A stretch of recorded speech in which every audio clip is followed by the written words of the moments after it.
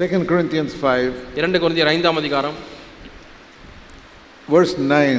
9ஆம் வசனம். Our ambition, whether at home or absent, is to be pleasing to Him. நாம் இந்த சரீரத்திலே குடியிருந்தாலும் குடியிராமற் போனாலும் அவருக்கு பிரியமானவர்களாய் இருக்க நாடுகிறோம்.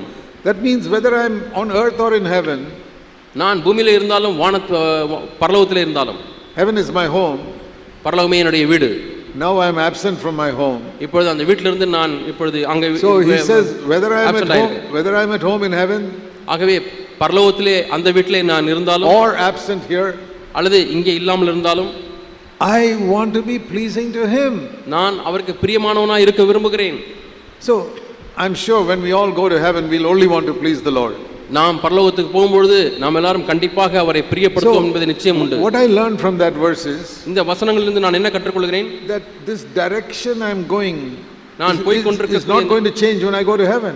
இந்த நான் போய் கொண்டிருக்கக்கூடிய இந்த திசை நான் பரலோகத்துக்கு போன உடனே திடீரென்று மாறப் போவதில்லை. No, if you are trying to please men, நீங்கள் மனிதர்களை பிரியப்படுத்த ஆரம்பித்தால், please yourself, அல்லது உங்களை நீங்களே பிரியப்படுத்த ஆரம்பித்தால், and you go to heaven and everybody is pleasing the Lord, நீங்கள் பரலோகத்துக்கு போகிறீர்கள், அங்கே எல்லாரும் தேவனை பிரியப்படுத்துகிறார்கள், you have to change direction. நீங்கள் அங்கே பரலோகத்தில் போய் திசையை மாற்ற வேண்டும். Paul said, பவுல் சொல்கிறார், I don't have to change direction. நான் எந்த திசையை மாற்ற தேவையில்லை. I am not seeking to please myself or anybody even on this earth. இந்த பூமியிலேயே நான் என்னையோ மற்றவர்களையோ நான் பிரியப்படுத்த முயற்சிப்பதில்லை. I am seeking to please God now. நான் தேவனை இப்பொழுது பிரியப்படுத்துகிறேன். And if Christ comes, கிறிஸ்து வரும்பொழுது, I'm going to continue in the same direction to please God for eternity. நான் நித்தியமாக அவரையே பிரியப்படுத்திக் கொண்டிருப்பேன், அதே திசையிலே போய் கொண்டிருப்பேன். Same goal, same purpose, no change of direction. அதே இலக்கு, அதே திசை, அந்த திசையிலே மாற்றமே இல்லை. Can you say that in your life? உன்னுடைய வாழ்க்கையில நீ அப்படி சொல்ல முடியுமா? That in every area I'm trying to please God now, so that when Christ comes there'll be no change. I'll just continue the same way. என்னுடைய வாழ்க்கையின் ஒவ்வொரு பகுதியிலும் நான் தேவனுக்கு பிரியமானவனாகவே இருக்க விரும்புகிறேன். கிறிஸ்து வரும்பொழுதும் தொடர்ந்து அந்த திசையிலேயே சென்று கொண்டே இருப்பேன். That is my goal. இதுதான் என்னுடைய இலக்கு. In no area I have to change direction when Christ comes. கிறிஸ்து வரும்பொழுது எந்த ஒரு பகுதியிலும் நான் திடீரென்று திசையை மாற்ற தேவையில்லை. I don't want to please anybody else in future. I don't want to please anybody else now.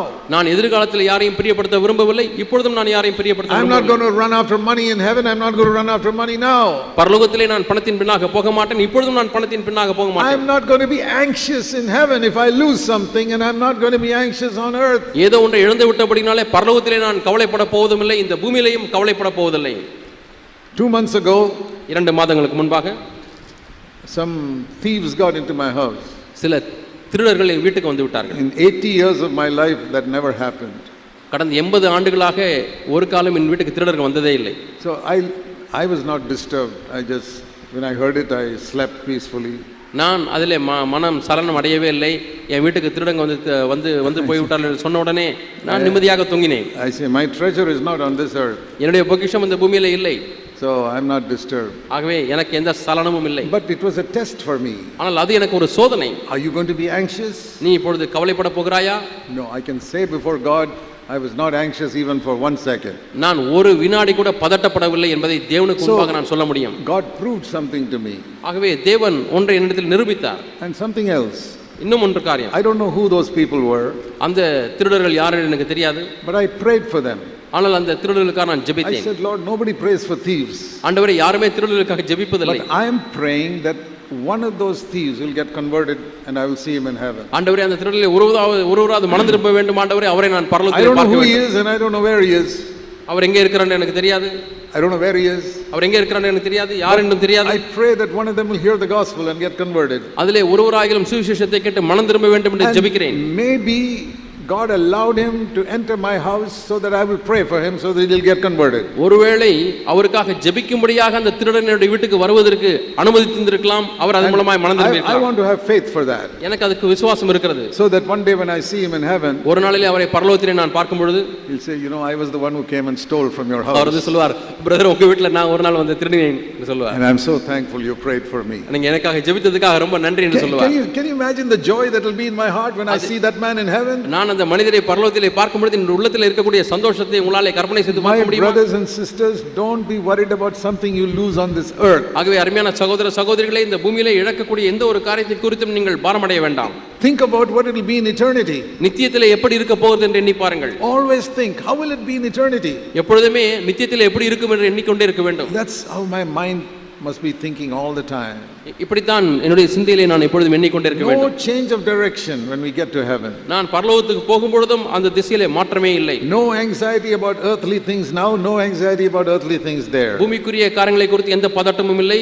நித்தியத்திலே போனாலும் எந்த காரியத்தை குறித்து பதட்டமும் இல்லை. No desire to become a big famous man now, no desire to become a big famous man in eternity. எப்பொழுதும் இந்த பூமியிலே பிரபலமான பெரிய ஆளாக வேண்டும் என்ற ஆசை இல்லை. பரலோகத்திலேயும் பிரபலமான பெரிய ஆளாக வேண்டும் என்ற ஆசை இல்லை. In heaven we will say the Lord Jesus alone is worthy. Now also we say only the Lord Jesus is worthy. பரலோகத்திலே ஆண்டவராக இயேசுவே நீரே பாத்திரர் என்று சொல்லப் போகிறேன். இப்பொழுதும் இயேசுவே நீரே பாத்திரர் என்று சொல்லுகிறேன். Whatever people may say about you on your birthday or anything, we say only Jesus is worthy. உங்களை குறித்து மக்கள் என்ன சொன்னாலும், உங்களுடைய பிறந்த நாளிலே மக்கள் என்ன சொன்னாலும், ஆண்டவரே நீரே பாத்திரர். Keep that in mind always. இதை எப்பொழுதுமே மனதிலே வைத்துக் கொள்ளுங்கள். Lord, this attitude I have in my mind now, is it the same attitude I'm going to have in heaven? ஆண்டவரே இப்பொழுது எனக்கு இருக்கக்கூடிய இதே மனப்பான்மை தான் பரலோகத்திலும் இருக்க போகிறதா? Because it says in verse 10, ஏனென்றால் 10ஆம் வசனத்திலே பாருங்கள், 2 Corinthians 5:10, 2 கொரிந்தியர் 5:10, we must all appear at the judgment seat of Christ, நாம் எல்லாரும் கிறிஸ்துவின் நியாயாசனத்துக்கு முன்பாக வெளிப்பட வேண்டும், so that everyone will be rewarded according to what he did in his body now. இப்பொழுது சரீரத்தில் அவனவன் செய்த காரியங்களுக்கு தக்க பலனை அடையும்படி, whether good or bad. அது நன்மைக்காவது தீமைக்காவது. Do you know that? உங்களுக்கு தெரியுமா? In that day it will matter very much whether you got God's approval now. அந்த நாளிலே இப்பொழுது நீ தேவனுடைய அங்கீகாரத்தை பெற்றாயா இல்லையா என்பது மிகப்பெரிய காரியமா இருக்கு. That is why we have chosen this subject for this conference. ஏன் அதற்காக தான் இந்த கான்ஃபரன்ஸ் கூட்டத்திற்கு கருப்பொருளாக இந்த தலைப்பு தேர்ந்தெடுக்கப்பட்டது. Because when you stand before the Lord, the only thing that will matter is whether you got God's approval in the things you did on earth. நீங்கள் தேவனுக்கு முன்பாக நியாயாசனத்தில் நிற்கும் பொழுது அங்கு இருக்கக்கூடிய ஒரே பொருட்டு காரியம் என்னவென்றால் இந்த பூமியிலே தேவ அங்கீகாரத்தோடு நீ வாழ்ந்தாயா இல்லையா? All the other things are only for our earthly life. மற்ற எல்லா காரியங்களும் உன்னுடைய பூமிக்குரிய வாழ்க்கைக்கு மட்டும்தான். Your education, படிப்பு, your degrees, உங்களுடைய பட்டங்கள், the job you got, உங்களுக்கு கிடைத்த வேலை, the type size of house you lived in, நீங்கள் வாழ்ந்து கொண்டிருக்கக்கூடிய வீட்டின் அளவு, whether you rode a car or a scooter. நீங்கள் கார் ஓட்டினாலும் ஸ்கூட்டர் ஓட்டினாலும். I rode a scooter for 42 years. நான் 42 ஆண்டுகளாக ஸ்கூட்டர் ஓட்டி வந்தேன். It doesn't make a difference in if I rode a Mercedes Benz for 42 years, they say in heaven it makes no difference. நான் 42 ஆண்டுகளாக ஸ்கூட்டருக்கு பதிலாக Mercedes Benz car ஓட்டியிருந்தாலும் பரலோகத்திலே அது எந்த ஒரு வித்தியாசத்தையும் உண்டு பண்ணாது. It doesn't matter if you rode a cycle for 42 years. 42 ஆண்டுகள் சைக்கிள் ஓட்டினாலும் அது எந்த ஒரு பொருட்டும் பரலோகத்திலே இல்லை. What is going to be important in heaven? பரலோகத்திலே எதுதான் முக்கியமாக இருக்க போகிறது? Don't glory in the size of your house or the make of your car. அது உங்களுடைய கார் எந்த பிராண்ட் என்று சொல்லியோ உங்களுடைய வீடு எவ்வளவு அளவு கொண்டது என்பதோ பொறுத்தது அல்ல. Keep Christ central in your life. கிறிஸ்துவையே உங்கள் வாழ்க்கையிலே மையமாக கொண்டு always remember, எப்பொழுதுமே உங்களுடைய ஞாபகத்தில் வைத்துக் கொள்ளுங்கள், I am going to be judged one day, verse 10, for everything I did in my body. என்னுடைய சரீரத்திலே நான் செய்யக்கூடிய ஒவ்வொரு காரியத்திற்கும் நன்மைக்காவது தீமைக்காவது தக்க பலனை அடைய போகிறேன். Everything. எல்லா காரியங்களுக்கும் 24 hours, how many things I do? 24 மணி நேரங்கள் எத்தனை காரியங்களை நான் செய்தாலும் all of that I will be judged one day. இந்த எல்லா காரியங்களிலும் ஒரு நாளிலே நான் நியாயந்தீர்க்கப்பட போகிறேன். Matthew chapter 12. மத்தேயு 12ஆம் அதிகாரம். Here is a verse that many Christians do not take seriously. இங்கே ஒரு வசனம் இருக்கிறது, எச்சரிப்பு இருக்கிறது. अनेक கிறிஸ்தவர்கள் இதை சீரிய முறையில் எடுத்துக்கொள்வதில்லை. There are a number of verses like this. இது போன்ற பல வசனங்கள் இருக்கிறது. I have thought of writing a book. நான் ஒரு புத்தகத்தை எழுத வேண்டும் என்று எண்ணினேன். I don't have time, I'm so busy, but this is one of those books I want to write one day if God gives me time. எனக்கு தேவன் நேரத்தை கொடுப்பார் என்று சொன்னால் அந்த ஒரு புத்தகத்தை நான் எழுத வேண்டும் என்று விரும்புகிறேன். இப்பொழுது பல வேளைகளிலே நான் ஈடுபட்டிருக்கிறேன். In that book there'll be no words of mine.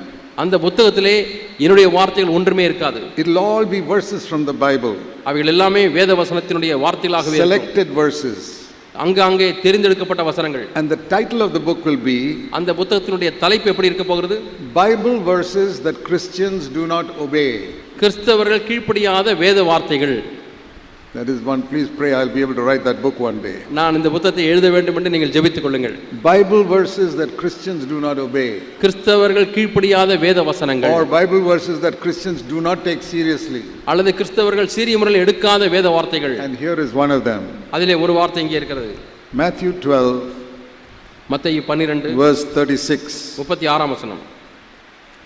Verses that most Christians do not take seriously. अनेक கிறிஸ்தவர்கள் சீரிய முறையில் எடுக்காத வசனங்கள். Jesus said, இயேசு சொன்னார், I tell you, every careless word that people speak, they'll give an account in the day of judgment. மனுஷர் பேசும் வீணான வார்த்தைகள் யாவையும் குறித்து நியாயத்தீர்ப்பு நாளிலே கணக்கு ஒப்புவிக்க வேண்டும் என்று உங்களுக்கு சொல்லுகிறேன். மத்தேயு 12:36. You 2000 people sitting here, do you take that seriously? இங்கே உட்கார்ந்து கொண்டிருக்கக்கூடிய இந்த 2000 பேர்களும் இந்த வசனத்தை நீங்கள் சீரிய முறையில் எடுத்துக்கொள்கிறீர்களா? Some of you have been in CFC churches for so many years. உங்களிலே சிலர் CFC சபையிலே எத்தனையோ ஆண்டுகளாக இருந்து வருகிறீர்கள். You've heard me preach on the internet, you heard me preach in the church. நான் வலைதளங்களிலே பிரசங்கிப்பதையும் சபையிலே பிரசங்கிப்பதையும் எத்தனையோ முறை கேட்டிருக்கிறீர்கள். Do you believe that the words you speak to your wife at home, God will judge you for every word you speak to her? உங்களுடைய மனைவியிடத்திலே வீட்டிலே நீங்கள் பேசுகிற ஒவ்வொரு வார்த்தை குறித்தும் தேவன் நியாயம் தீர்ப்பார். வீணான வார்த்தைகளை குறித்து நியாயம் that you தீர்ப்பார். speak to your husband, மனைவிமார்களே, நீங்கள் கணவனிடத்திலே பேசக்கூடிய வார்த்தைகள், even the way you speak to your children, உங்களுடைய பிள்ளைகளிடத்திலே நீங்கள் பேசக்கூடிய விதம், and when you do speak wrongly, do you get convicted about it? நீங்கள் தவறாய் பேசும்பொழுது அதை குறித்து உணர்வு அடைகிறீர்களா? Do you ask forgiveness? நீங்கள் மன்னிப்பு கேட்கிறீர்களா? I have asked forgiveness from my wife so many times. நான் என்னுடைய துணைவியாரிடத்திலிருந்து பல முறை மன்னிப்பு கேட்டிருக்கிறேன். I have asked forgiveness from my children. என்னுடைய பிள்ளைகளிடத்திலே மன்னிப்பு கேட்டிருக்கிறேன். There are times when my children were small, என்னுடைய பிள்ளைகள் சிறுவர்களாக இருந்தார்கள், I used to discipline them. நான் அவர்களை தண்டிப்பேன். I used to take out my belt and punish them. என்னுடைய பெல்ட்டை கழட்டி அவர்களை அடிப்பேன். For some things, serious things. சில சிறிய காரியங்களுக்காக. Sometimes I did it in anger. சில சமயத்தில் நான் கோபத்திலே அப்படி செய்திருக்கிறேன். They needed the punishment, but I did it in anger. அவர்களுக்கு அந்த தண்டனை தேவையா இருந்தது, ஆனால் நான் அந்த சிட்சையை கோபத்தோடு செய்தேன். I would speak strong words. நான் மிகவும் கடினமான வார்த்தைகளை பேசியிருக்கிறேன். Then I'd be convicted. நான் உணர்வடைந்தேன். And as soon as I finished punishing them, நான் அவர்களை தண்டிப்பதை நிறுத்தின உடனே I would go to the toilet and lock myself there. நான் கழிவறையிலே சென்று நான் அந்த கதவை பூட்டிக் கொள்வேன். And I would sit there நான் உட்கார்ந்து weep before God. தேவனுக்கு முன்பாக அழுவேன். Father, பிதாவே, I'm sorry. ஆண்டவரே, என்னை மன்னித்து விடும்.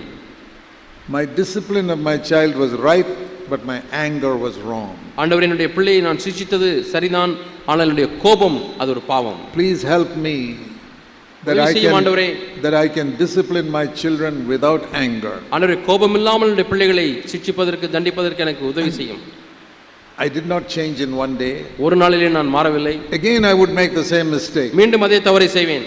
Again I would go to the toilet. மீண்டுமாய் நான் கழிவறைக்குள்ளாய் செல்வேன். Why the toilet? Because that's the only place I can lock the door. என்றால் கழிவறையிலே மட்டும் தான் உள்ளே போய் நான் கதவை சாத்திக் கொள்ள முடியும். I didn't want to weep in front of everybody in the house. எல்லாரும் முன்பாகவும் நான் அழ நான் விரும்பவில்லை. So the one place where I could lock the door, அங்கே உள்ளே சென்று நான் கதவை பூட்டிக் கொள்வேன். I would sit there and weep, and I've done that many times. நான் அங்கே உட்கார்ந்து அழுவேன். இப்படி பல முறைகள் நான் அப்படி செய்திருக்கிறேன். I said, Lord, I want to be an overcomer. ஆண்டவரே, நான் ஒரு ஜெயாளியாய் மாற வேண்டும். I want anger to go away from my life 100%. ஆண்டவரே, 100% என்னுடைய வாழ்க்கையிலிருந்து கோபம் நீங்க வேண்டும். I want to have control over my words. ஆண்டவரே, என்னுடைய வார்த்தைகளில் நான் கவனமுள்ளவனாய் I இருக்க want to வேண்டும். have control over my heart. ஆண்டவரே, என்னுடைய இருதயத்திலே நான் கட்டுப்பாடு உள்ளவனாய் இருக்க வேண்டும். You know, Jesus said, blessed are those who mourn, they will be comforted. துயரப்படுகிறவர்கள் பாக்கியவான்கள், அவர்கள் ஆறுதல் அடைவார்கள் என்று இயேசு சொன்னாரே. I said, Lord, you said that those who are mourn will be strengthened.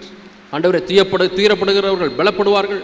Now I am mourning for my sin. இப்பொழுது என்னுடைய பாவங்களுக்காக நான் துயரப்படுகிறேன். Please fulfill your promise and strengthen me. ஆண்டவரே, உம்முடைய வாக்குத்தத்தத்தை நினைவு கூர்ந்து என்னை ஆறுதல் படுத்தும். That is Matthew chapter 5 verse 4, in case you don't know that. உங்களுக்கு தெரியவில்லை என்று சொன்னால் அது மத்தேயு 5ஆம் அதிகாரம் 4ஆம் வசனத்தில் இருக்கிறது. Word comfort means strengthened. அங்கே ஆறுதல் என்று சொன்னால் பலப்படுத்துகிறது. In English the word FORT, fort, comes in the middle there. அந்த கம்ஃபர்ட் என்றதான ஆங்கில வார்த்தையிலே FORT என்று சொல்லுகிறதான அந்த அரண் என்கிற வார்த்தை பயன்படுத்தப்பட்டிருக்கிறது. Fort, a strong place. அது நாலா பக்கமும் சூழ்ந்துள்ளதான அரண். God will strengthen me. தேவன் என்னை பலப்படுத்துவார். If I mourn for my sin. என்னுடைய பாவத்துக்காக நான் துக்கப்படும் பொழுது. How many of you weep for your sins? பாவங்களுக்காக எத்தனை பேர் அழுகிறீர்கள்? I have done it many times. நான் பல முறைகளிலே அழுதிருக்கிறேன். That is how I got victory. இப்படி தான் எனக்கு ஜெயம் கிடைத்தது. You know, it says that Jesus prayed even though he never sinned.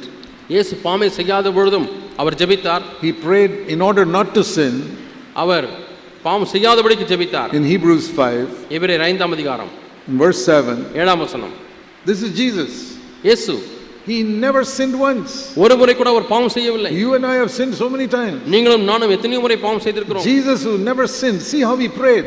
இயேசு பாவமே செய்யவில்லை, ஆனாலும் எப்படி ஜெபித்தார் என்று In பாருங்கள். the days of his flesh. அவருடைய மாம்சத்தில் இருந்த நாட்களிலே, That means in the 33 and a half years. அவருடைய பொருள் என்னவென்றால் அந்த 33 ஆண்டுகள் He prayed and supplicated means specific request. அவர் விண்ணப்பம் பண்ணினார், வேண்டுதல் செய்தார் என்று சொன்னால் குறிப்பான ஜெபத்தை And செய்தார். how did Jesus pray? எப்படி ஜெபித்தார் அவர்? And ask yourself whether you have prayed like this. நீங்கள் இதை போல ஜெபித்திருக்கிறீர்களா இல்லையா என்று கேட்டு பாருங்கள். This is Jesus. இது இயேசு.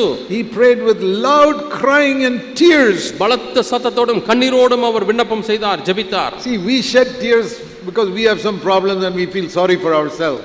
நமக்கு சில பிரச்சனை வரும்போது நாம் நாமே வருத்தப்பட்டு விட்டு நாம் கண்ணீர் Oh, சிந்துகிறோம். people are treating me badly. ஐயோ, ஜனங்கள் என்னை And I மோசமாக start நடத்துகிறார்கள். weeping. உடனே எனக்கு அழுகை. Hey, people are accusing me what I never did anything. நான் ஒருமே தவறு செய்யவில்லை, ஜனங்கள் என்னை குற்றப்படுத்துகிறார்கள். My husband is treating me badly and I start weeping. என்னுடைய கணவர் என்னை மோசமாக நடத்துகிறார், நான் அழுகிறேன்.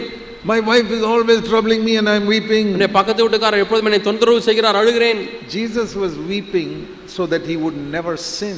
இயேசு பாவம் செய்யாமல் இருக்கும்படியாக அவர் அழுதார், And it கண்ணீர் says சிந்தினார். he was heard because of his godly fear. அவருடைய பயபக்தி நிமித்தம் அவர் கேட்கப்பட்டார் என்று எபிரேயர் 5:7 I வாசிக்கிறோம். said, Lord, I want to follow you. ஆண்டவரே, நான் உம்மை பின்பற்ற How விரும்புகிறேன். did Jesus get God's approval? எப்படி இயேசு பிதாவினுடைய அங்கீகாரத்தை பெற்றார்? 30 years. 30 ஆண்டுகளாக. After which the father said, this is my beloved son in whom I am well pleased. 30 ஆண்டுகள் கழித்து இவருடைய நேசகுமாரன் இவர்களை பிரியமாயிருக்கிறேன் என்று சொன்னார். He offered up prayers with loud crying and tears. பலத்த சத்தத்தோடும் கண்ணீரோடும் அவர் விண்ணப்பம் பண்ணினார். And he was heard. Our கேட்கப்பட்டார். God loves you and me like he loves Jesus. இயேசுவை நேசித்தது போலவே பிதாவானவர் நம்மையும் நேசிக்கிறார். And he will hear you and me if we pray like this. இதுபோல ஜெபித்தால் அவர் உங்களுடைய ஜெபத்தையும் என்னுடைய ஜெபத்தையும் அவர் கேட்பார்.